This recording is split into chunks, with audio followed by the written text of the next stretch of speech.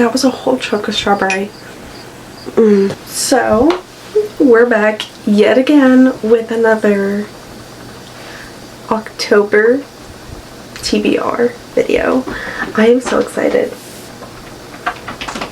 My cat is currently scaling my laundry basket, so if you hear that tiny claw sound, it's her. I make a strawberry matcha and it's really good. I tried one if you're in Chicago area, Goddess and the Baker, so good. Try their strawberry matcha. I don't know if they have it all the time because I don't think they had it last time, but I got it like last month, I want to say. Yeah, in August when I went to the Five Sauce concert, and I tried it there. It was so good. So if you're near there and they still have the strawberry matcha, try it. It's literally delicious. Try it iced though. I didn't have it hot. Let's get into the video. Enough drinking. So basically I noticed when looking through my books that I picked for October that every single one of them is fantasy, and I would apologize for that, but I literally don't care. Like, the way I have had these books picked out to read for so long, just because like I've literally been waiting to read them until fall because I knew that it was just gonna hit. Like, I knew that fantasy was gonna be the way to go, so that's what we're doing. I have a list of all of them so that I don't forget any. First book on my TBR this month is Half Sick of Shadows by Laura Sebastian. A book of the month. I've literally had it for years. It is a Camelot retelling, I'm pretty sure. It's like an Arthurian myth, Camelot, Shakespearean kind of vibe. I feel like I have a lot of retellings too in this, but I'm really excited for this one. It basically follows like all of the regular characters, Lancelot and Arthur, Morgana and Guinevere, but it also has Elaine, who is a seer, who it basically, I think it mostly follows Elaine and they're kind of like her friend group, as she's a seer and she can basically see into the future, and she's kind of like looking through all of these ancient prophecies and kind of just figuring out all these things about her friend group, and she ends up seeing into the future and is kind of like, as everything's going down, she's kind of trying to figure out like what she can prevent in the future and how much it's going to affect everything. So this looks really good. I think it gives more of like a female perspective and kind of a spin like that, so I'm really looking forward to this. I loved Shakespeare when I was a kid. Like, I would get the little like play books and I would literally make my sister, we would like split up the characters and we would each like be a couple different ones, and sometimes we would even like dress up as them. I'm not a theater kid. I don't know why I did this. I just really loved reading, and I really loved, like, my sister and I used to read all the time together as kids, so it was just a fun thing we like to do. But I remember reading all of these different plays like King Arthur, and I'm just really looking forward to this. So yeah, I'm hoping it's good. I don't know. I think it's gonna be good. The book I have is If We Were Villains by M.L. Rio. This book has been on my TBR for quite a while. I actually saw somebody, I think it's by Bella. I follow her on TikTok. She's she has such a nice channel, and I'm pretty sure she was the one that I actually got the inspiration to read this from. And I've seen it a lot since, but I'm really looking forward to this now that I've kind of like, sometimes I'll buy books not really like knowing what they're about, just like seeing that people say they're really good, and that's enough for me. And I was just looking at this a little bit more. Basically it follows this young actor named Oliver Marks, as he's like a theater kid. He's working at this really elite conservatory with a bunch of other kids, and they kind of all like have their very specific characters that they play into and different roles that they always kind of get, like whether it be the hero, the tempter, the villain. They all kind of just like have these different roles, and he always ends up being the supporting role. So this time the teachers end up switching everything up, and it kind of ends up with like rivalry and people being kind of angry or not liking their roles or whatever. And it ends in a murder of one of the students. I think there's like 7 students. One of them ends up dying, and then you also see into the future that Oliver was sent to prison, was convicted of the murder, sent to prison, and it is 10 years later, and the detective that put him in there is now like about to retire, and he just wants to know like what actually happened before he retires, and it's kind of like going over the whole thing. So I'm thinking that it's going to kind of jump between two time periods, like when they're students, obviously when it's happening, and then the future, like hearing it back, and I think it's gonna be really good. Another kind of like play retelling kind of thing, I mean not retelling, but theater vibe. It's giving like Dead Poet Society. I don't know, that's what it's reminding me of. I don't think it's actually like that, but I'm so excited. We have Dance of Thieves by Mary E. Pearson. This one has also been on my TBR forever, and I don't even remember why I bought it. I think I just liked the cover, honestly, but I didn't realize how thick this book was. I don't know why, but this one is honestly super simple. It's basically about this formidable outlaw family who their son is just now taking on this leadership role, and then it also follows our female main character, who is basically just like a street thief, and she's kind of on her own mission to like prove herself, I guess, as a street thief. And it kind of follows, like, I guess, as these two meet and kind of have like this back and forth cat and mouse game, and like how it ends up almost like turning into a battle, and how they have to like work together. And next book I have is another sort of retelling. It's The Boneless Mercies by April Genevieve Ticholk, the gender flipped retelling of the Norse poem Beowulf, which I actually read Beowulf when I was in school and I really liked it. But basically it follows this girl who is one of the Boneless Mercies. They're basically death traders who follow doom and like follow kind of where death leads them to like the old and the sick, and they mercifully kill them. And basically these group of girls have always kind of dreamt of like having a better life than this, and like kind of getting away from this. So when Frey hears that there's this giant basically just going out and like ravaging these people and just killing them for no reason, she kind of gets the brilliant idea like, hey, this is our way to like freedom and fame, and we can just like kill this guy and we'll be like cool. Having to work with these like sea witches that they don't really get along with. They also have to face the ruthless queen.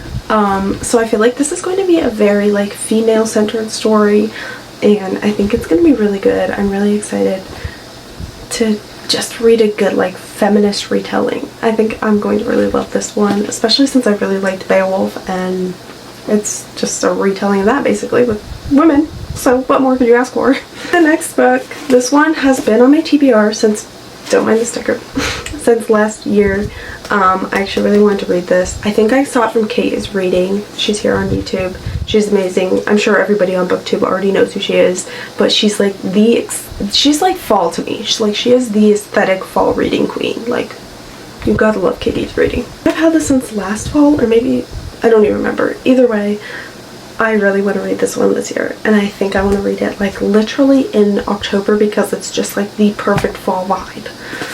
And that is Angelica Frankenstein Makes Her Match by Sally Thorne. I tried to read The Hating Game. This is the author of The Hating Game. I tried to read The Hating Game and I didn't really like it, so I'm really hoping that this book is more my vibe. I feel like it will be because they're two completely different spectrums. Like, this is a Frankenstein retelling and that was a workplace enemies to lovers kind of vibe. So not really the same. Another classic retelling. I loved Frankenstein also when I read it in school, so another feminist version. What more could you literally want, you know? Our main character, Angelica Frankenstein, who is the sister of Victor Frankenstein, and it's basically just about this girl. Angelica, she's kind of had a hard time in luck and love. Her family, like everyone in her family, has always had luck and love, and they find their person and it's just always worked out, and she's just gone through like suitor after suitor after suitor, and she just cannot find the one. So she ends up helping her brother in his experiment to, you know, reassemble a man back to life. So when their test subject ends up waking up, his name is Will, he has amnesia, and he just really doesn't know what's going on. He's kind of like on mission to like figure out his past and like kind of retrace his steps to like figure out what he was like. So I'm kind of like trying to ignore the chemistry and just help him to like figure out everything. She's kind of trying to help him find out his sexual identity, and she's kind of like, is this my man? Like, she's like trying to figure out if their chemistry is scientifically made or if it is actually real. And I think this one's just gonna be really good. Like, honestly, I'm just glad to have a little bit of a romance thrown in there, you know, because I don't know how much the other fantasies are gonna have romance. Some of them might not really at all, some of them might have a little bit, but like, I know this one will, so I'm excited. Next one I have is Cemetery Boys by Aiden Thomas. This is another one, it's been on my TBR for a long time. I honestly just like wasn't super drawn to it. I really wanted to read it, and like, it looks amazing. I actually thrifted this book. It's in like excellent condition and it looks so good. Like, I'm so excited. Yeah, I think I got it for like literally $1. Like, how is it even possible? But yeah, I'm really excited for this book. It's basically about our queer main character, Yadriel, who is from super traditional Latinx family, and he comes out to them and kind of is like, they're struggling coming to terms with his sexuality, and so he kind of like makes it his mission alongside his best friend to kind of prove himself as a brujo. He attempts to perform the ritual to the ghost of his murdered cousin Miguel, and while they're like, he and his friend are doing this ritual, they actually end up summoning the wrong ghost, the ghost of Julian, who is the like school bad boy, and he kind of ends up like being like, no, like, I'm not going out without a fight, like, I'm gonna figure out what went wrong, and he kind of like following these clues to like figure out how he died and what happened. And Yadriel is like, okay, I'm gonna help you because it kind of benefits me too, like, and I think it's gonna be so cute. I'm literally looking forward to this one so much more now that I've like read the cover and like really figured out and digested what it's about. Yeah, so this one's definitely on my radar now, and it will be a very anticipated read this month. Then last but certainly not least, I feel like this one is like a long time coming. It's not really a long time coming, but I feel like it's all I've heard about. It's all I've thought about like every day for months, and that is literally glowing. Fourth Wing by Rebecca Yarros. I'm so excited. So, if you don't know what this is about already, or I feel like everybody has read this book, but if you haven't, this is about a 20-year-old Violet Sorrengail set in this like dragon academy, I guess. I'm not like too sure about all of the like world building in the premises, but it's basically at this academy, and she's kind of like always known and like meant to be in the scribe quadrant. Why is it so hard to say? Basically living her life in like books and history books and all of that, which sounds literally perfect to me. Like, I think I would love to be a scribe. The commanding general, who is actually her mother, ends up being like, no, actually you're going to be a dragon rider, and like, you're going to train with the dragon. Like, you're not just going to sit around books. Sorry, not happening. It turns out that like dragons kind of like have a harder time bonding. Like, there's not a lot of dragons to like bond with the cadets, so it ends up kind of like being rivalry between other dragon riders and a certain male main character love interest, Dayton Ryerson, as he's just kind of like mad because he doesn't like her mom, I think, but it probably also has something to do with the fact that he just like is like, you're a girl, you shouldn't be a dragon rider. I'm hoping it's not like that, but you know, enemies to lovers, sometimes it happens. He is the ruthless ringleader in the quadrant, Writer's Quadrant. But as more time passes, there's a war going on, their wards are falling, death tolls rising, things are kind of going down the toilet, so they kind of all have to like work together, and I'm like literally so excited for this book.